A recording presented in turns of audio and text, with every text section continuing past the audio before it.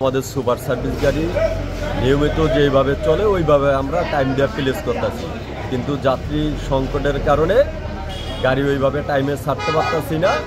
গাড়ি একটা একটা করে ভরে আর একটা একটা করে আমরা ওইভাবে ছাড়তেছি। নিয়মিত গাড়ি চলাচল আছে আমাদের, কারণে যাত্রী কমে গেছে গা, যাত্রী ওইভাবে রোটে নেই। আমাদের গাড়ি প্লেস আছে কিন্তু যাত্রী নেই। যাত্রী কম থাকার কারণে একটা গাড়ি ভরতে 1 থেকে 1.5 ঘন্টা সময় লাগে। আর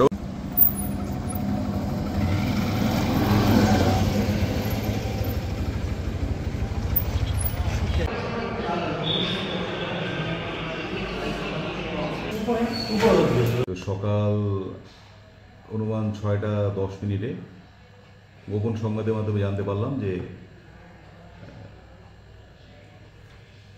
কুতুবপুর সীমানা থেকে, মানে শিবচর থানাধীন কুতুবপুর সীমানা এলাকা থেকে আমাদের থানা এলাকার দিকে কিছু অজ্ঞাতনামা দুষ্কৃতিকারীরা তারা আসতেছে এবং তাদের হাতে হাত বোমা আছে, এরকম একটা গোপন সংবাদ পেয়েছি।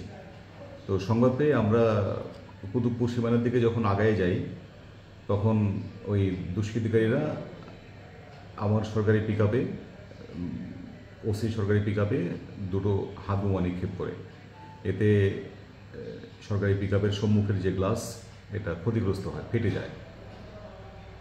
তো আমরা কৌশলে ওখান থেকে নিজেদেরকে রক্ষা করার জন্য এবং সরকারি গাড়ি এটা রক্ষা করার জন্য আমরা কৌশলে ওখান থেকে সরে আসি।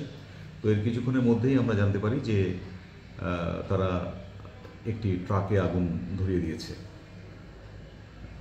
তস্তারকান্দি এলাকায়, এই থানা, আমাদের থানাধীন। তারপরে আমরা ফায়ার ব্রিগেডকে ফোন করি, ফায়ার ব্রিগেড এসে আগুন নিয়ন্ত্রণে আনে।